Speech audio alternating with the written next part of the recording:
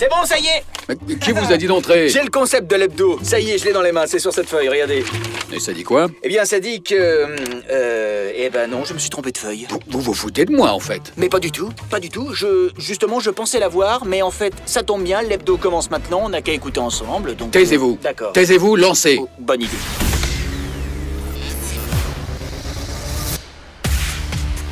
Il est enfin là, c'est ce soir que sera donné le coup d'envoi du Festival international du film de Marrakech. Après 2 ans d'absence, autant vous dire que nous l'avons attendu avec la plus grande impatience. Et dans l'hebdo cette semaine, c'est un grand spécial pour célébrer comme il se doit cette 19e édition. Nous avons ramassé tout notre matériel technique, tout le monde, pour installer notre studio devant le Palais des Congrès de Marrakech, à quelques mètres seulement du tapis rouge. Avec un magnifique studio, tout en verre, vous le découvrirez en images, puisque je vous rappelle que l'hebdo, c'est à suivre sur l'antenne de Radio 2M et sur l'ensemble de nos réseaux sociaux en simultané. Un studio en verre mis à notre disposition, comme à chaque festival, par la fondation du FIFM, présidée par son Altesse Royale, le Prince Moulay Rachid. L'occasion pour nous de remercier vivement la fondation qui permet ici, à tous les médias, de travailler au plus près de toutes les équipes, des acteurs, réalisateurs, producteurs dans de magnifiques conditions. Dans un instant, nous recevrons nos invités, pas 1, pas 2, mais 3. Mélita Toscan-Duplantier, conseillère du président de la Fondation, Rémi Bonhomme, le directeur artistique, et Ali Haji, le coordinateur général. L'hebdo, c'est parti. Installez-vous, c'est parti pour 1 heure d'actu. Mais c'est pas un journal, on est d'accord. C'est l'hebdo sur Radio 2M. Bonjour à tous. Bonjour Fatia. Bonjour. Comment ça va? Sous Très le bien. soleil de C'est toujours Marrakech. un plaisir de nous retrouver ici et puis c'est un bonheur On de voir sent- ce festival repartir. Ouais, et on sent que Marrakech a retrouvé cette énergie particulière. Il se passe quelque chose dans l'air. Un petit peu. Alors, première fois dans ce studio avec l'hebdo. Oui. Première fois. Ouais. Première fois. aussi. Première fois. Première fois aussi. Non, pourquoi? Ah bon? Première fois dans ce studio avec avec l'hebdo. Par l'hebdo. contre, Ah moi oui, j'étais avec là la première édition le 28 septembre La question 2001. est précise. C'est comme d'habitude. Voilà. Allez, je vous prie de bien vouloir accueillir tout de suite nos invités. Mélita Toscan-Duplantier, conseillère du président de la Fondation, et Ali Haji, le coordinateur général. Rémi Bonhomme nous rejoindra dans un instant.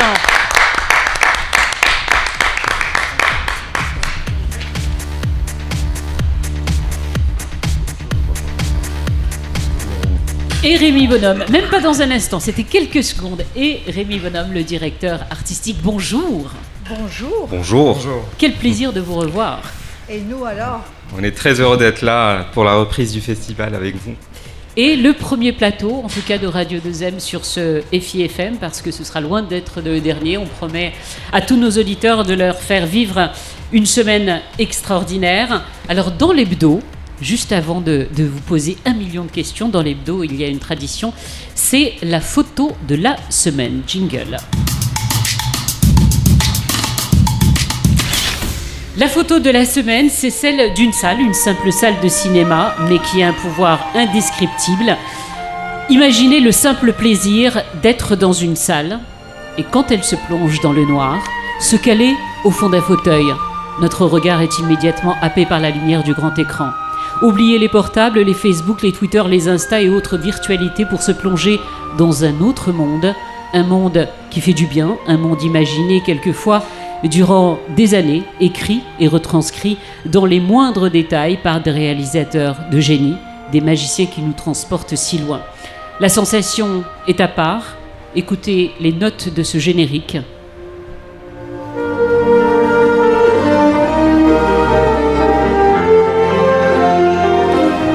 Des génériques qui nous marquent quelquefois à vie, et puis arrive la première sienne. On entre dans l'histoire et avec elle, nos émotions se déchaînent, la colère, la peur, le stress, le cœur qui palpite, les larmes, quelquefois le rire, parce que oui, le cinéma c'est l'art des émotions, des films à longueur de journée, avec des étoiles en plus dans les yeux, parce que si vous regardez bien, et même dans le noir, vous verrez peut-être quelquefois juste à vos côtés, pas loin, à quelques fauteuils de vous, des visages qui vous sembleront familiers, ceux d'acteurs, de réalisateurs ou même de producteurs de renommée internationale qui, comme vous, ne quittent pas les salles noires. Le FIFM nous avait tellement manqué. Je vous propose tout de suite de revivre quelques images de ce festival. Je reviens te chercher. Je savais que tu m'attendais. Je savais que l'on ne pourrait se passer l'un de l'autre longtemps. Je reviens te chercher. Ben tu vois, j'ai pas trop changé. Et je vois que de ton côté, tu as bien traversé le temps. And I congratulate His Majesty King Mohammed VI and His Royal Highness Prince Moulay Rashid for their commitment to this festival and to the art of filmmaking.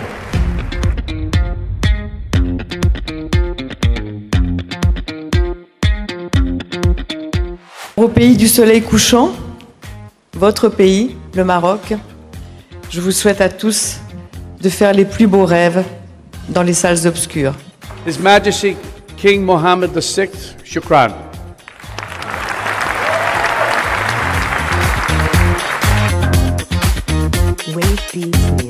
Vive le Festival de Marrakech, vive le différence. La première question, elle est pour vous, bien évidemment, Mélita. Quand vous regardez toutes ces images, vous vous dites que de chemin parcouru quand même. Je suis d'abord très très émue. Beaucoup de souvenirs, beaucoup d'histoires. Donc c'est très émouvant. Oui, ça fait c'est la 19e édition, mais il y a eu 3 éditions qui n'ont pas eu lieu, donc ça fait 22 ans. Et oui, c'est beaucoup de chemin parcouru. C'est l'âge de mon fils et oui, ça représente beaucoup de choses. Pareil, le temps qu'elle se remette. Hein. Elle est très émue, elle a limite les larmes dans les yeux, mais c'est vrai que quand on regarde ces images, Ali, on se dit c'est quand même fou, quoi. 19 éditions déjà. Et tout ce que vous nous avez permis de vivre ici, de rencontrer des sommités internationales. On avait Martin Scorsese, on avait Monica Bellucci, et tellement... C'est vrai que Marrakech a cette particularité d'accueillir vraiment les plus grands noms du cinéma mondial et c'est énormément grâce au travail de Mélita qui va à la rencontre de ces personnalités, les convaincre, avec beaucoup de passion et de sens de la persuasion aussi. Donc c'est vrai que c'est très impressionnant pour tous les gens qui viennent participer au festival et puis pour ceux aussi qui voient le festival de l'extérieur. On nous le dit souvent, c'est incroyable que toutes ces personnalités puissent venir à Marrakech. Vous avez des jurys dignes des plus grands festivals dans le monde, vous avez des personnalités qui viennent à la rencontre du public dans le cadre des conversations, masterclass et tout ça et sans autres, être payé, etc. il faut bien le dire. Voilà, quoi. Et c'est vrai parce que c'est il y a beaucoup de... Enfin, c'est très particulier le festival de Marrakech parce que les gens viennent parce qu'ils ont envie de venir et puis aussi parce qu'il y a tout ce travail de persuasion, d'aller les chercher, les faire venir, etc. Ils ne sont pas payés pour faire pour participer au festival, ces personnalités-là. Donc c'est vraiment quelque chose d'exceptionnel. Je vous fais réagir également, Rémi Bonhomme. Vous êtes le directeur artistique 2018 2020, donc c'est ma première édition et c'est une grande fierté que mais vous aviez déjà travaillé avec le festival auparavant. Je collaborais avec le festival depuis 2018, mais c'est une grande fierté cette année de rejoindre l'équipe du festival et de voir ces images se passer. Le festival de Marrakech est unique dans la manière où il propose justement ces moments de magie, de rencontre entre les plus grandes personnalités du cinéma. Ce sont des moments qui reflètent justement la magie du cinéma et pour bien connaître des festivals à travers le monde, c'est très rare qu'un festival puisse offrir de tels moments et en voyant ces images Évidemment, je suis très ému, très impatient des nouvelles images que le festival va créer cette année et aussi ravi de rejoindre cette équipe et de rejoindre le travail de Melita depuis 19 ans qui crée des liens de fidélité, encore une fois uniques, avec ces personnalités qui viennent et reviennent avec un plaisir incroyable à Marrakech. Je voulais vous remercier personnellement parce que depuis toutes ces années que Radio 2M fait ces plateaux, en tout cas pour les grands spéciaux, vous nous avez jamais faux bon puisque l'antenne, nous l'ouvrons avec vous, Melita, chaque année. D'où une question d'un auditeur cette semaine, sera-t-elle là? Et vous avez toujours respecté cette tradition, je vous en remercie personnellement. C'est très agréable de faire votre plateau. Merci beaucoup. Emina. Moi, j'aimerais me faire le porte-voix en fait des festivaliers, du public. Là, on a eu les professionnels. J'aimerais aussi vous remercier parce que moi, j'ai une légitimité, on va dire. J'étais là le premier jour du festival à l'ILEC, donc en septembre déjà 2001, ce 28 septembre. Et très honnêtement, à l'époque, j'étais déjà journaliste. Et quand on nous avait annoncé quelques temps avant qu'il y aurait un festival qui viendrait concurrencer Cannes, Venise ou Berlin, qu'on aurait les plus grands stars du monde qui viendraient à Marrakech, on le croyait, mais à demi-mot. Et j'aimerais vous remercier parce que 20 ans plus tard, on a tous une histoire particulière avec ce festival. Il y a eu beaucoup de festivaliers, tant de Marrakech, mais qui viennent aussi d'autres villes du Maroc, qui sont venus spécialement, moi j'en connais plein, qui viennent de toutes les villes du Maroc juste pour ce festival-là.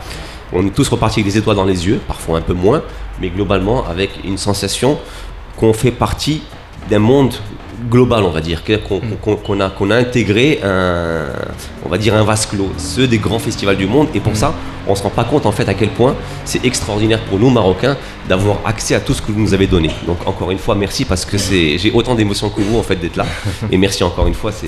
Alors on va rentrer dans le vif du sujet et on va commencer, si vous le voulez bien, avec le jury, Amina. Ben oui, c'est un jury très éclectique, donc Sorrentino en président, Suzanne Bier, Oscar Isaac, Tahar Rahim, j'en passe et des meilleurs. Et ma question en fait, encore une fois, c'est une question du public, c'est comment sur un festival aussi prestigieux vous le choisissez ce jury et comment vous en définissez le président? Parce qu'on s'est toujours demandé, bon voilà, pourquoi eux et pas d'autres? Est-ce en fonction d'une thématique particulière par rapport à ce qui va être diffusé ou pas? Comment est-ce qu'on fait ce choix-là et comment est-ce qu'on définit quel sera celui qui va le présider? Vous savez, c'est un peu comme dans tous les festivals, on a une wish list, donc on a une liste rêvée avec les plus grands noms. Et on préfère toujours un réalisateur, mais parfois ça peut être un grand acteur ou une grande actrice comme Tilda Swinton en 2019. Et donc voilà, dans ces grands noms, il y avait Paolo Sorrentino. Et on essaie aussi toujours de changer de nationalité chaque année, de ne pas avoir, par exemple, plusieurs années de suite un Américain, on essaye d'éviter. Et Paolo Sorrentino est un des Européens les plus internationaux. Oui. Voilà. Et c'est vrai qu'il a reçu un Golden Globe, il a reçu un Oscar, il a reçu vraiment the European Awards. Il a vraiment reçu beaucoup de prix à Cannes. Il est souvent à Cannes en compétition. Et c'est un homme qui adore le festival. Il est venu comme membre du jury avec Martin Scorsese en 2013. Donc il a vraiment adoré. Et il était très ému quand je l'ai appelé pour lui demander. C'est un homme simple, et c'est un homme passionné. Et il est arrivé hier soir tard et il est très heureux d'être ici. Quand on voit la composition de ce jury, on voit qu'il y a une chose qui est extrêmement respectée, c'est la parité. Qui est quelque chose d'extrêmement à la mode en ce moment. Est-ce que c'est quelque chose que vous avez toujours voulu ou ça s'est fait comme ça naturellement? Pour vous dire la vérité, Paolo Sorrentino voulait un jury que de femmes au départ. Et donc on lui a dit que non, on allait faire quand même une sorte de parité. On aime toujours équilibrer les jurys.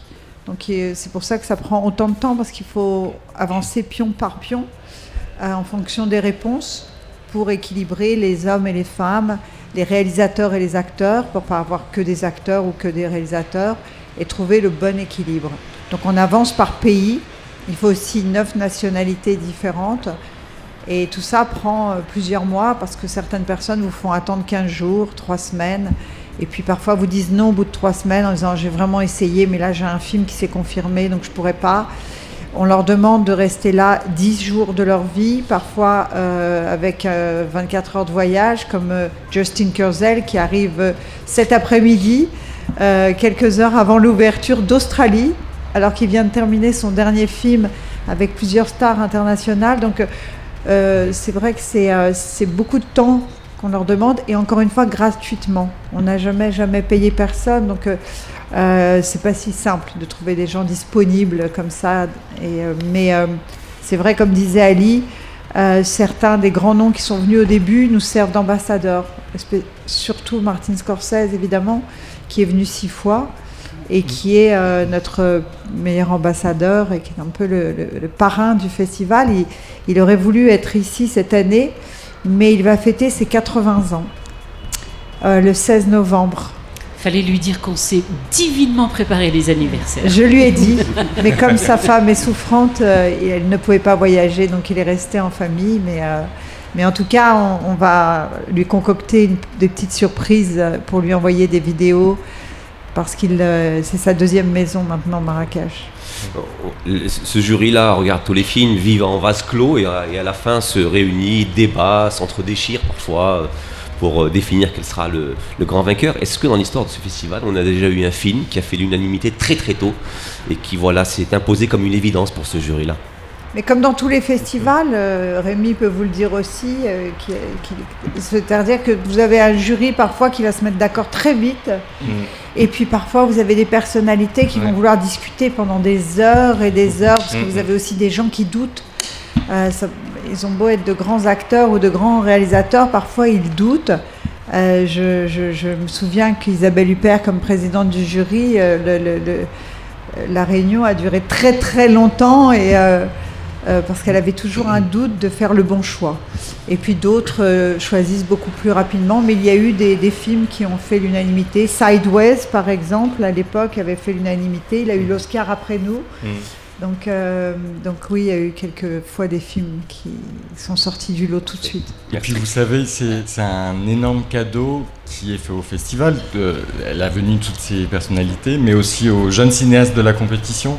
Et je crois qu'au-delà de l'Étoile d'Or, le plus grand cadeau qu'on peut leur faire, c'est qu'ils sachent que leurs films vont être vus par un jury aussi prestigieux que cela, une occasion qu'ils auront nulle part ailleurs, et de savoir que leurs films vont être débattus, discutés par ces personnalités-là, c'est déjà un cadeau formidable. Alors, au total, 76 films en provenance de 33 pays seront projetés, dont 14 films, 14 nationalités en compétition officielle. Bonjour Yacine. Bonjour Madame Laouni. Alors, on est sur un tour du monde relativement exceptionnel avec 14 pays, à savoir le Brésil, la Suède, l'Australie, la France, la Turquie, l'Iran, le Mexique, la Suisse, le Portugal, la Tunisie, l'Indonésie, le Canada, la Syrie et le Maroc, évidemment, avec le tant attendu Bleu du Caftan de Meryem Touzani.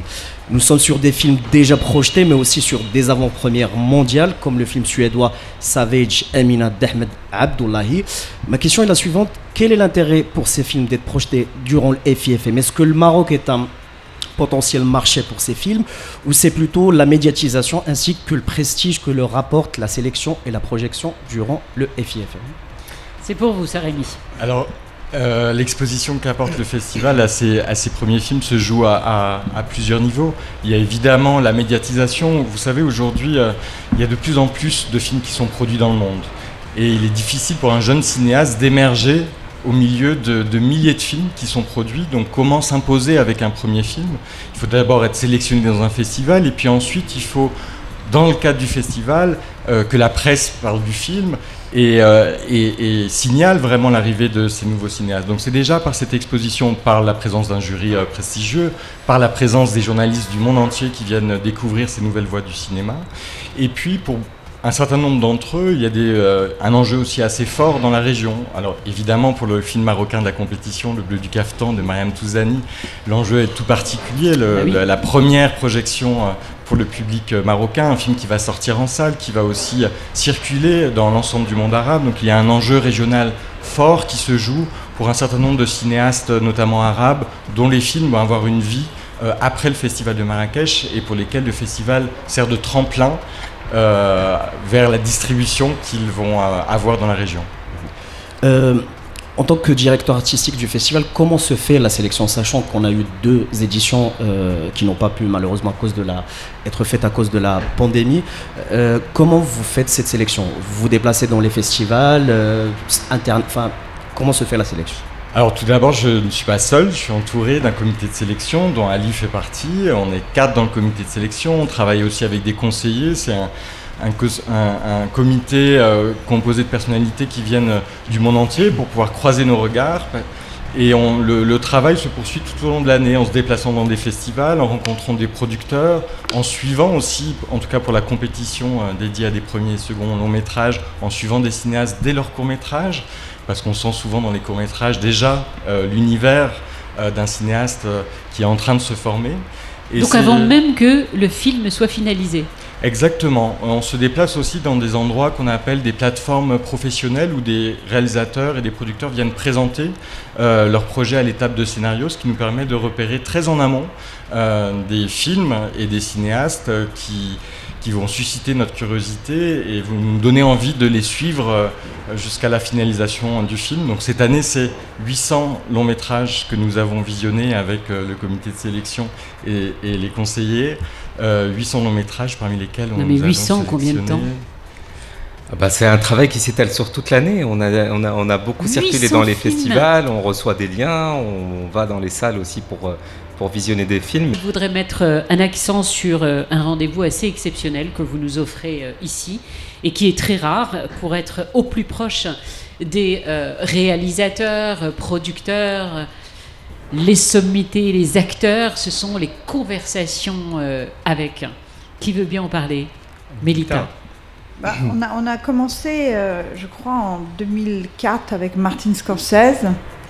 Une conversation qui avait été exceptionnelle. À l'époque, on l'avait appelé Masterclass et c'est lui-même qui m'a conseillé de l'appeler Conversation avec. Parce qu'il disait que les metteurs en scène étaient un peu gênés par le mot Masterclass. Et puis, on a commencé à en faire un petit peu plus, et puis un petit peu plus. Et aujourd'hui, c'est un rendez-vous incontournable et ça permet au public aussi de rencontrer, de peut-être découvrir le métier, d'avoir peut-être envie de devenir cinéaste. Ça peut donner envie à des jeunes étudiants ou pas de faire ce métier. Et c'est un rendez-vous très très attendu.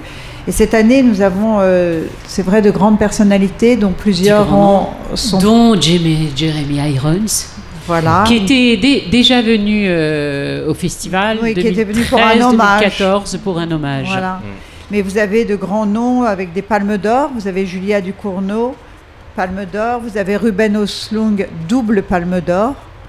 Donc oui, vous avez de très très grands noms. Julia Ducournau, Asghar Farhadi. Alors lui, il va avoir beaucoup de choses à nous dire parce que le cinéma, pour lui, c'est un petit peu particulier. J'avais noté notamment cette petite phrase qu'il avait prononcée à Cannes en 2016, où il disait « On n'a pas une liberté totale du choix des sujets que l'on veut aborder dans mon pays ». Et puis, suite à ça, quand il était rentré chez lui, on lui avait retiré en fait, les visas de tournée. Et ça ne l'avait pas dérangé. Il avait continué à travailler tout doucement. Et ensuite, dans de nombreux festivals, il mettait non seulement en avant son pays, mais aussi son propre cinéma, avec ce qui se passe actuellement dans son pays. C'est vrai qu'il y a beaucoup de gens qui espèrent le rencontrer et de voir comment la culture transforme et le cinéma lui-même peut transmettre des messages. Allez, il y a le Palais des Congrès, mais il n'y a pas que ça. Pour tous ceux qui nous écoutent, il y a la place Jemaa El-Fna, où il y a toutes ces projections, mais aussi les stars qui se déplacent là-bas. La place Jemaa El-Fna, c'est vraiment le festival qui se déplace, qui est au cœur de la ville, avec toutes ces grandes projections accompagnées par les personnalités invitées dans le cadre du festival. Ce soir, on va voir Ranveer Singh, donc l'acteur indien, la superstar de Bollywood, qui va se déplacer à la rencontre de son public. Donc voilà, on se souvient de toutes ces scènes de liesse sur la place Jemaa El-Fna avec tous ces grands acteurs de Bollywood qui ont fait le déplacement à Marrakech depuis toutes ces années, que ce soit Shah Rukh Khan ou Amitabh Bachchan ou Priyanka Chopra, Aishwarya Rai, etc. Priyanka Chopra en en 2019. Donc c'est vraiment la place qui accueille tous ces grands films populaires, tout ce grand cinéma populaire et qui vient du monde entier, donc du cinéma indien, du cinéma américain. On a un film d'animation qui va être présenté cette année sur la grande place par notre Gad Elmaleh national. Enfin, voilà, il y a plein de choses qui vont se passer sur cette place. On va montrer des comédies à succès comme Irwan, donc qui a cartonné cette année en salle chez nous. On a fait une nuit Alien, je ne sais pas si vous vous souvenez, avec Sigourney Weaver. On a fait une nuit Matrix avec Keanu Reeves. On a fait vraiment des grandes soirées comme ça, avec vraiment un tas de films très très différents. Cette année, on va montrer Dune sur la place. Et ça va être assez spectaculaire parce que c'est un film visuellement très beau et assez magique. Donc je pense que le public va aussi être très heureux de ça. Comment s'était née cette idée de Jamaa El Fna au début du festival ? Pourquoi il y a eu cette volonté ? Parce que c'est notre place des plus symboliques depuis toujours, parce qu'elle a une histoire particulière, mais aussi en termes parce que c'est la capitale du tourisme, Marrakech. Pourquoi il y avait cette volonté d'installer impérativement aussi le festival sur la plage Jamaa El Fna ? C'était pour aller vers le public. Parce que parfois l'information ne passe pas et encore aujourd'hui, vous le disiez, il y a des gens qui ne savent pas qu'ils peuvent avoir une accréditation gratuite. Il suffit juste de s'inscrire en ligne. Et quand on s'est aperçu de ça aussi, on s'est dit on va aller vers le public. On va aller leur amener le cinéma. Et les projections en plein air, quand elles ont lieu dans les grands festivals, c'est toujours quelque chose de magique, que ce soit au festival de Bologne sur la place, que ce soit Locarno, tous les grands festivals qui font des projections en plein air. Maintenant, Cannes fait des projections sur la plage en plein air. Et voilà, et c'est vrai que la plage Jamaa El Fna, c'est vraiment un lieu mythique, magique. Et toutes ces personnes qui sont là, le fait de voir leur star préférée venir à eux, c'est un cadeau qu'on leur offre, et de voir leur sourire, c'est ce qui nous rend le plus heureux. Alors Rimel, elle est allée se balader hier dans les rues de Marrakech pour aller à la rencontre des Marrakechis. Je lui avais demandé un sujet, mais elle a fait autre chose. On met le jingle d'abord. Le jingle d'abord. La Walkwoman. Alors à la base, c'était d'aller voir les Marrakechis, les festivaliers, pour leur demander leur avis sur le retour du festival, mais c'est pas du tout ce que tu as fait. Exactement, moi je vous propose autre chose, je vous propose de rêver votre vie sur grand écran. Le festival du film de Marrakech débute ce soir, l'occasion de faire ensemble un petit exercice de développement personnel qui devrait plaire à ceux qui commencent à cheminer, à ceux qui commencent à se rendre compte qu'il y a peut-être autre chose que de simplement subir sa vie en répétant cet écrit. Et qui n'a jamais rêvé de voir sa vie sur grand écran, adapté avec les plus grands ou les plus beaux acteurs dans un grand rôle, le vôtre peut-être. Mais quel serait le titre de cet improbable film, celui de votre existence ?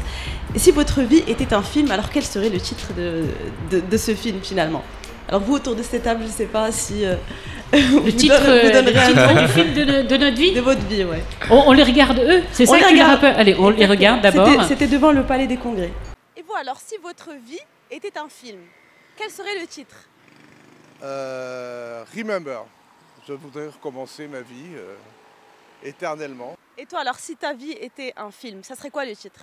Je suis là où le vent me mène. انت كون كتحياتك فيلم شنو يكون العنوان؟ الطريق الى المجهول. حياتنا كلها غاديه بحال هكا، يعني كل نهار خصك تعيش حاجه في شكل، كل نهار تتعيش ما عارفش شنو جايك لقدام. يقدر تبقى عايش غدا يقولوا راه صافي ماشي، يقدر تعيش تضمن مستقبلك في حاجه اخرى. غادي يكون ليسبوار، حيت جو سوي اون تران ديسبيري بوكو شوز.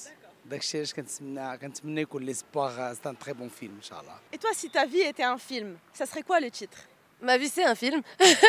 Le bonheur pour tous. Ça raconterait, je pense, une vie pleine de joie, d'amour et de bonheur. C'est le résumé de votre vie ? Pas encore, hélas. Pas encore. Il manque encore un petit peu. Mais je vais sur la bonne voie. كون كانت حياتي فيلم غادي ندير في التيتر ديالو عيش كي بغيتي انت ماشي كي بغاو الناس. هاكا غادي تعيش مرتاح وغادي دير داكشي اللي بغيتي وغتعيش كي بغيتي بلا نفاق بلا حتى لعبه. انت مرتاح؟ بخير حتى ندير داكشي اللي بغيت ماشي اللي بغاو الناس. Je vis comme je veux et je fais ce que je veux. Pas comme ils veulent les autres. Ça c'est le résumé. C'est le résumé. Non, c'est pas mal. C'est de pas ce mal micro-trottoir. résumé. Qui se prête au jeu, Mélita? Si ma vie était un film, Quel en serait le titre alors? Ça pourrait être un mélange d'un film de Costa Rica, comme je suis d'origine serbe et que j'ai vécu dans tout ce bruit et toute cette folie et cette... mais avec une fin peut-être un peu plus heureuse, j'espère. Oui. On connaît pas encore la fin. Ali? C'est compliqué, la vie est tellement imprévisible, on passe par tellement d'étapes différentes que je sais pas.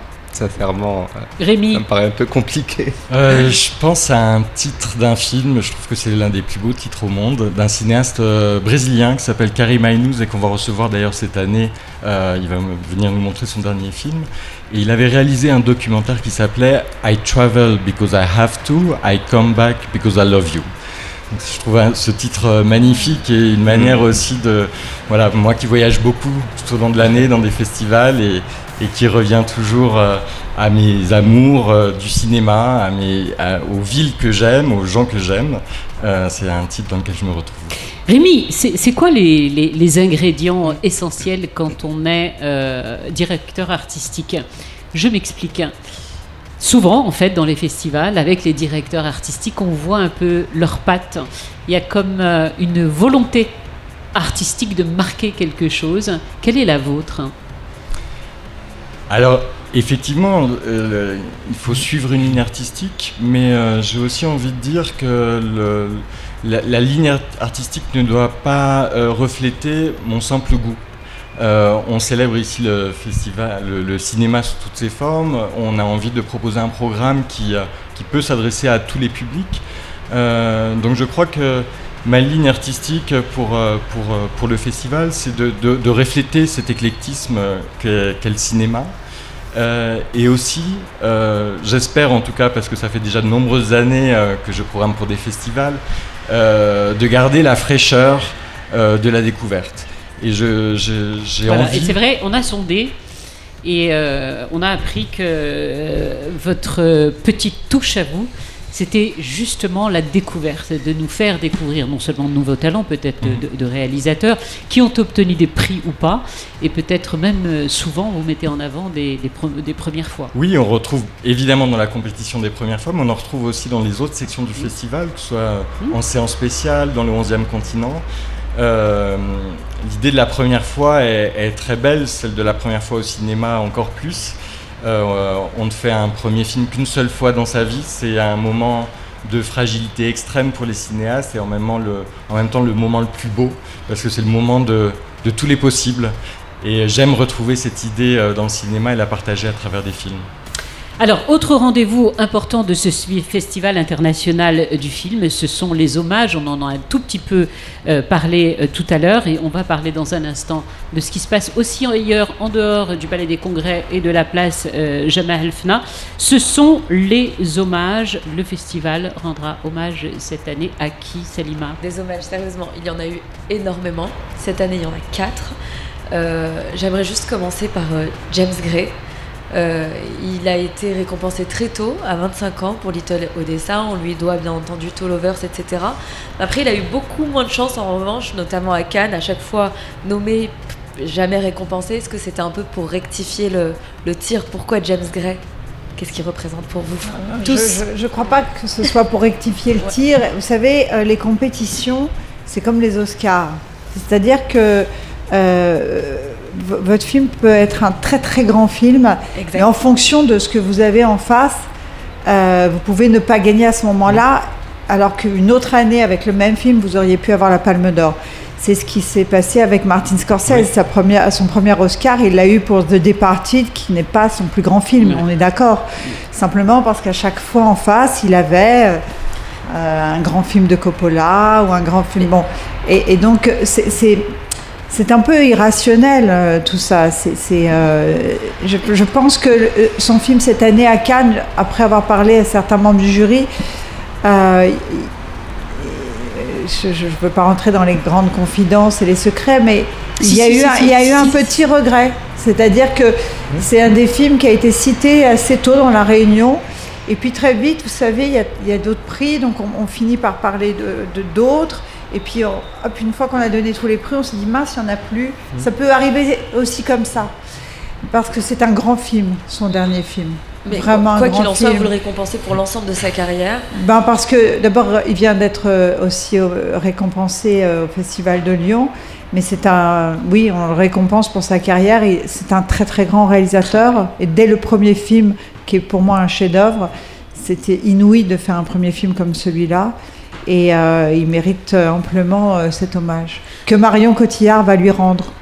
Pour votre information, avec qui il a tourné. Ah, vous avez une exclusivité là, hein. Personne ne le sait encore. Yes. Alors, Tilda Swinton, elle était à Marrakech donc il y a 3 ans, si je dis pas de bêtises. Le dernier festival qui a eu lieu.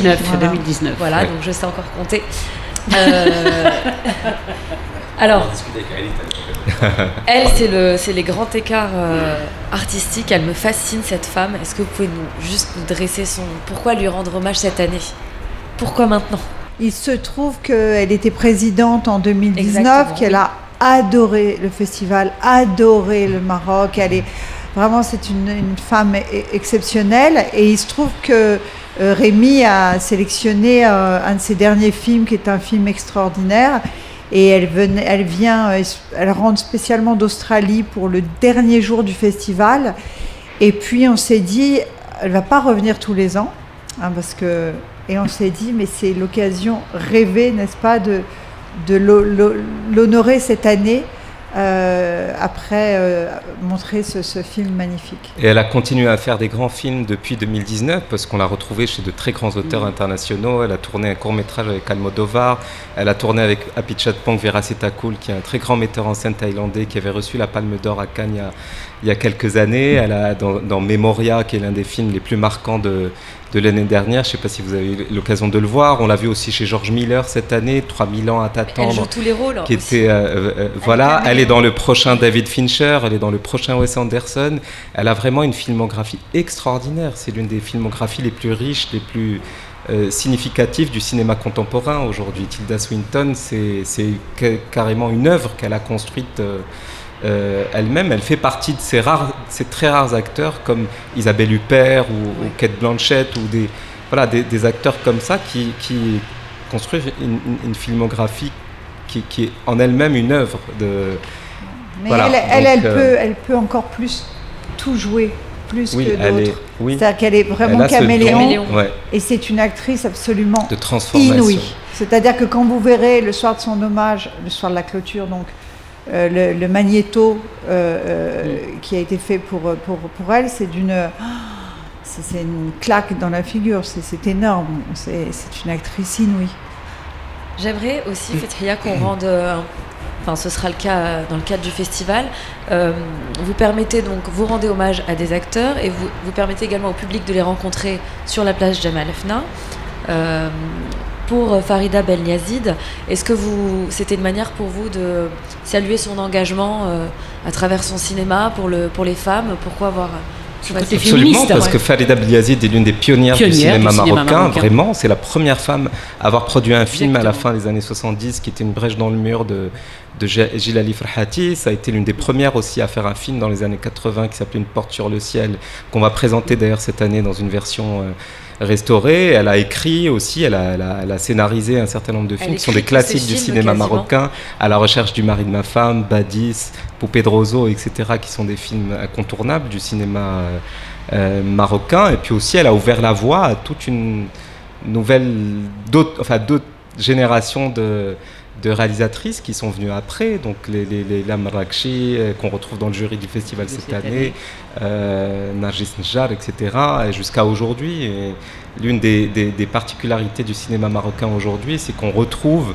il y a beaucoup de nouvelles têtes, il y a beaucoup de nouveaux cinéastes qui arrivent, dont beaucoup de femmes, et je pense que Farida Belyazid a vraiment ouvert la voie à toutes ces femmes réalisatrices qu'on voit aujourd'hui dans le cinéma marocain. Et enfin, la folie bollywoodienne.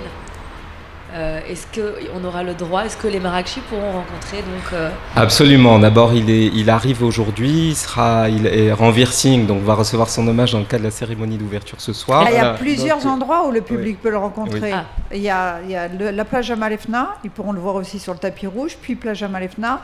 Il y a la leçon de cinéma qu'il fait demain. Et puis une projection au Colisée. Au Colisée. En fait, ce soir, je vais juste donner les horaires, comme ça vos auditeurs pourront se déplacer, on l'espère. Ce soir, 21h sur la place Jamal Fna, donc il viendra présenter son film et rencontrer le public. Alors, demain. Écoutez bien. Cet hebdo se finit à 19h. Vous avez 1 heure pour mettre les baskets et courir pour voir le beau gosse, parce que là, et on compte les sur petites vous lunettes, elles vont courir comme il se doit. Donc, 21h, il sera sur la place Jamal Fna. Ce matin, hein. 11h45 à la salle des ambassadeurs au Palais des Congrès pour une rencontre avec le public, donc une conversation qui sera menée sur scène. Voilà. Oui, il nous expliquera comment on travaille à Bollywood. Ali, juste pour ces conversations, on peut s'inscrire en ligne. Comment ça se passe pour ceux qui arrivent? On a dit pour les salles, pour les projections. Avec un e-badge ou un e-pass, donc vous pouvez simplement aller en ligne. Remplir un formulaire et vous obtenez un e-badge ou un e-pass quelques minutes après.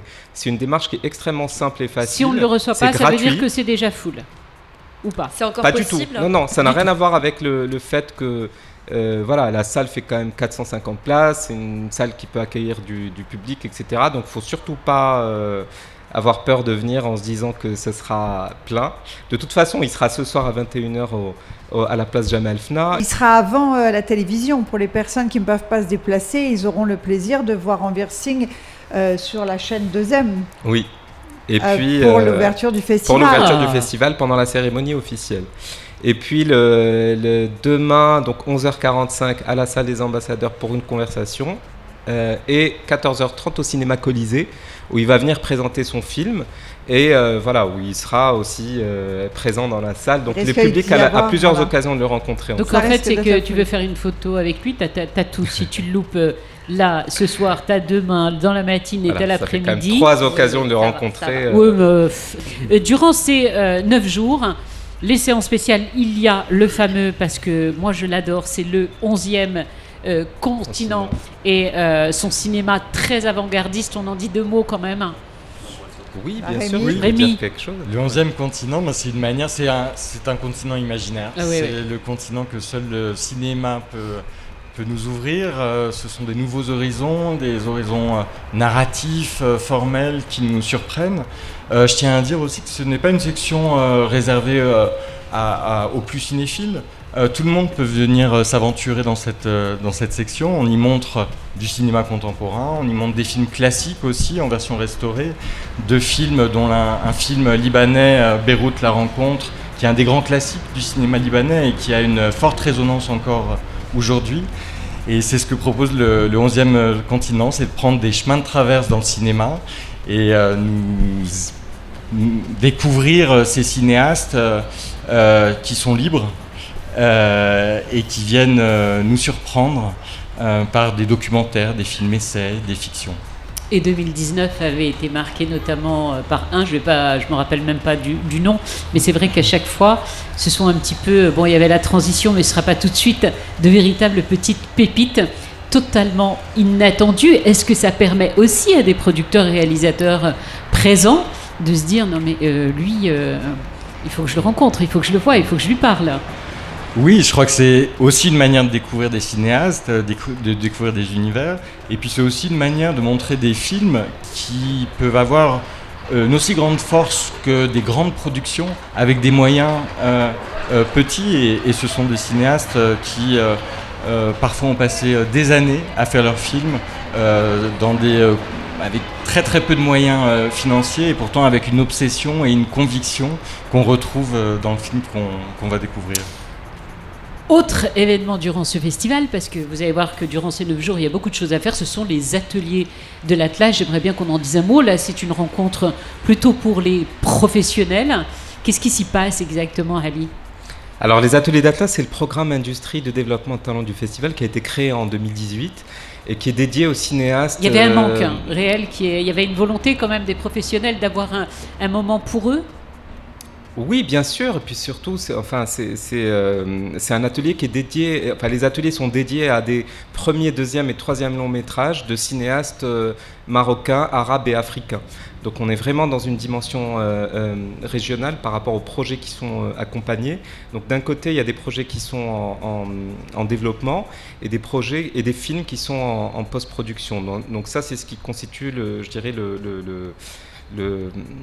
la programmation principale des ateliers d'Atlas, qui au fil des années, parce que là on prépare, c'est la 5e édition qui arrive, il y a un certain nombre d'autres programmes qui se sont ajoutés à ce cœur-là, donc qui sont les projets en développement et les films en post-production. Et puis surtout, les ateliers ont permis en quelques années à peine d'accompagner tout un tas de projets et films.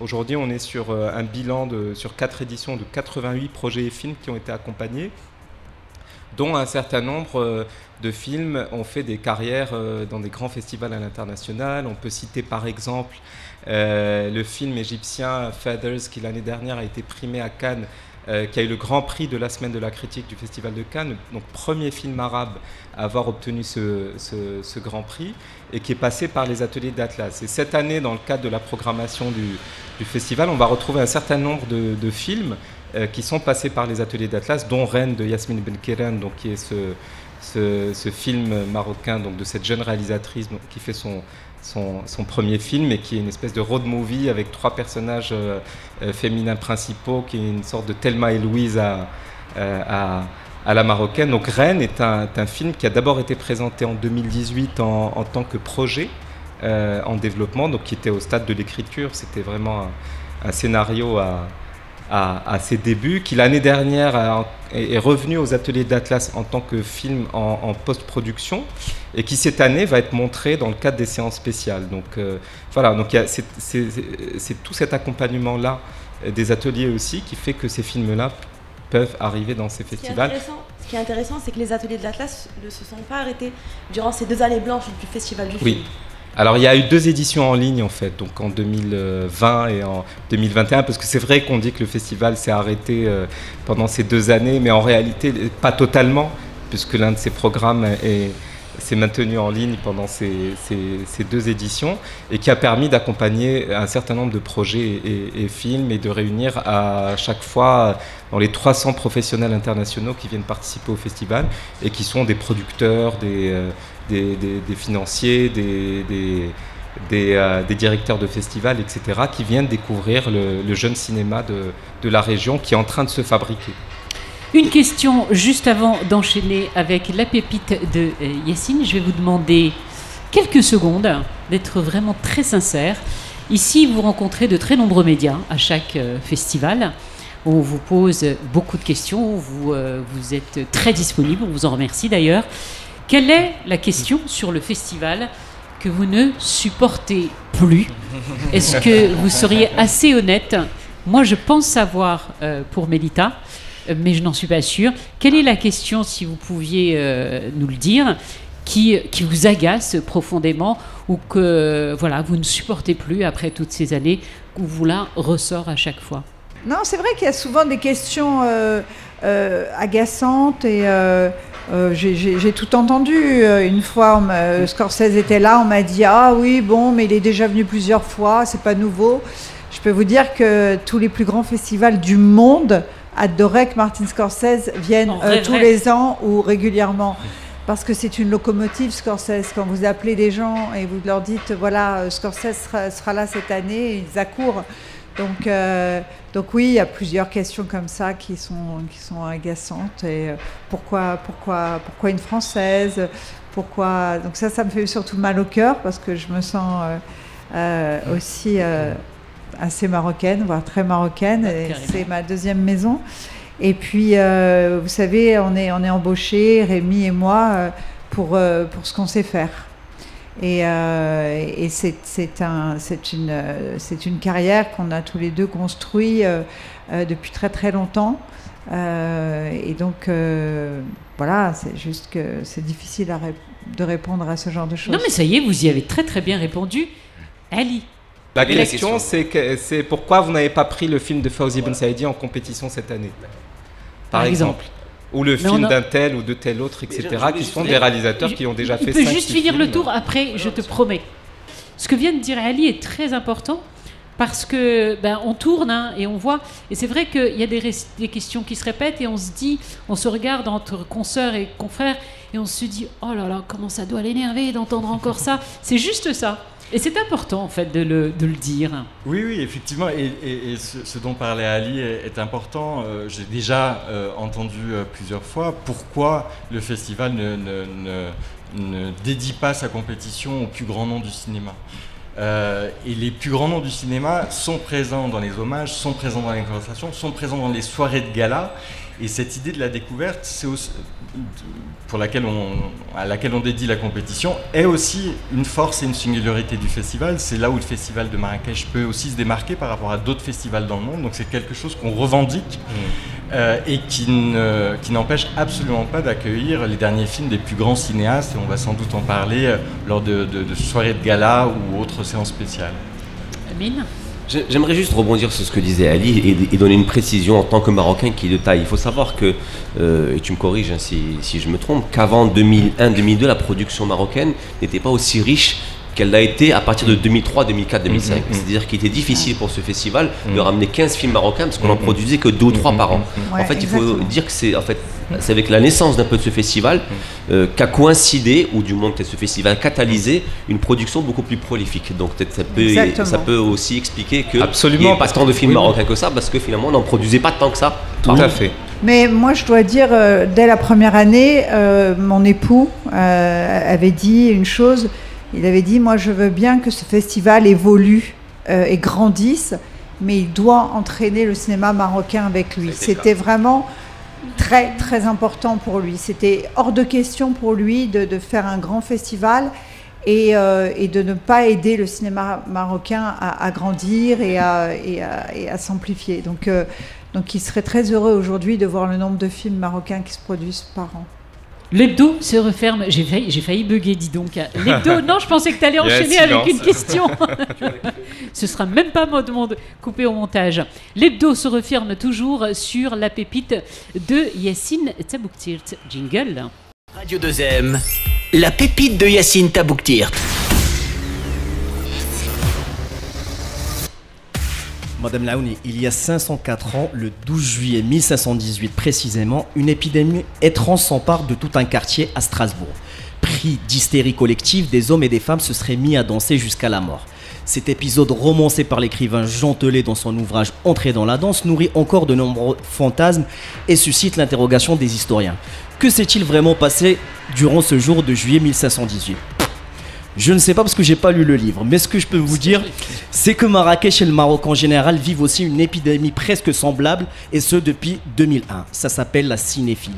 Il a suffi d'un souffle initié par le roi Mohamed VI et qui continue aujourd'hui d'être porté par une équipe d'amoureux du cinéma pour rallumer la flamme que portent les Marocains au 7e art depuis toujours. Et depuis, on peut se le dire, le FIFM se place dans le top 10 des festivals marocains, toute esthétique artistique confondue, et qui font le bonheur des cinéphiles, des cultureux, des stars de cinéma marocain et international.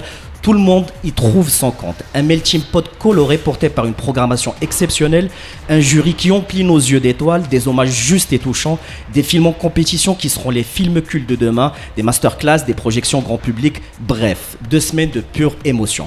Et en parlant d'émotion, je n'oublierai jamais ce moment qui modifia à jamais ma perception du cinéma ainsi que ma vision de la vie et de l'humanité. La projection de Capharnaüm du génie du cinéma libanais Nadil Labaki en 2018 durant le FIFM. On la retrouve par ailleurs cette année parmi le jury. Et comme je suis un fan inconditionnel de Nadil Labaki, j'aimerais lui dédier cette pépite qui est issue de la BO d'un de ses films cultes, Caramel. Je vous laisse avec Mreiti ya Mreiti, composé par Khalid Mouznar, compositeur attitré de Nadil Labaki et chanté par la divine Rasha Rezq.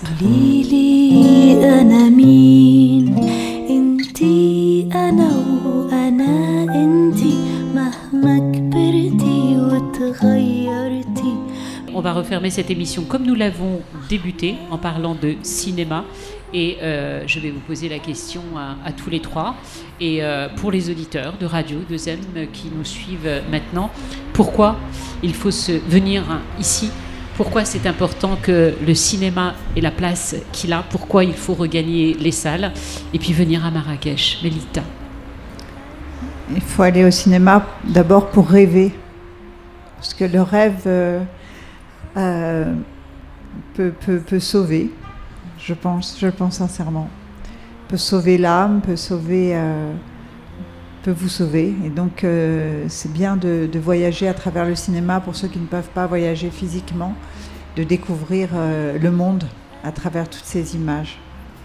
Ali? C'est une très large sélection de cinéma du monde. Donc, on a pensé à tous les publics, à tous les âges, parce qu'on a aussi une section qui est destinée au jeune public.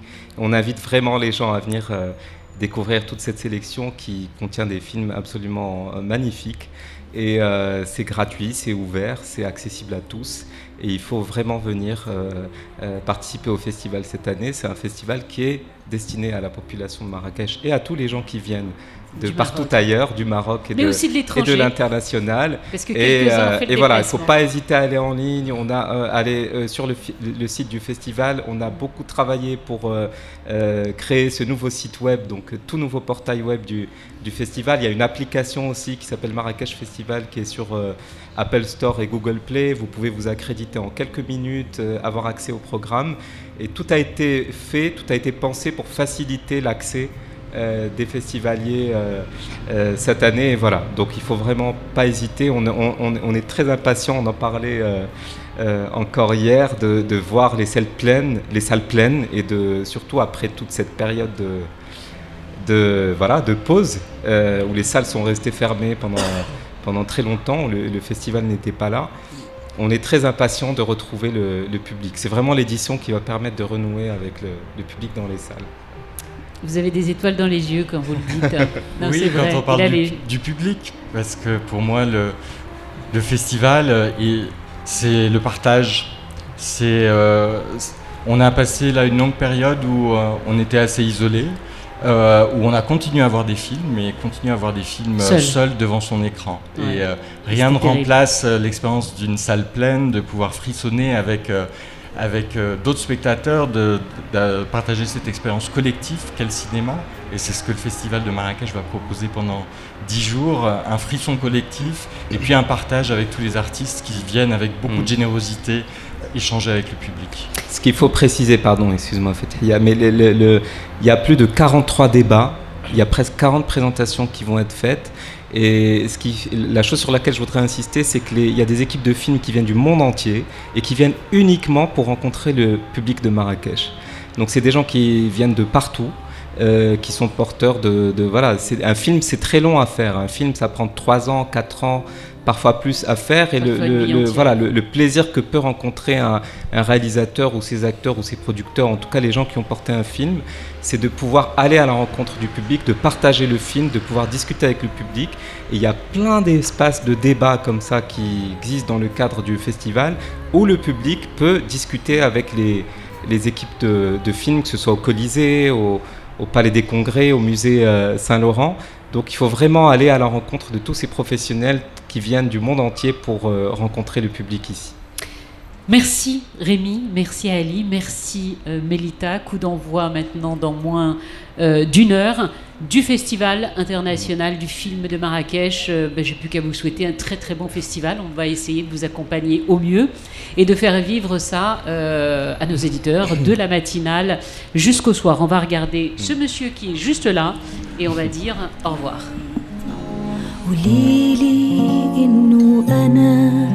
أحلى وحدي فيهن أنعم وحدي فيهن شوفيني وما تشوفيهن يا مرايتي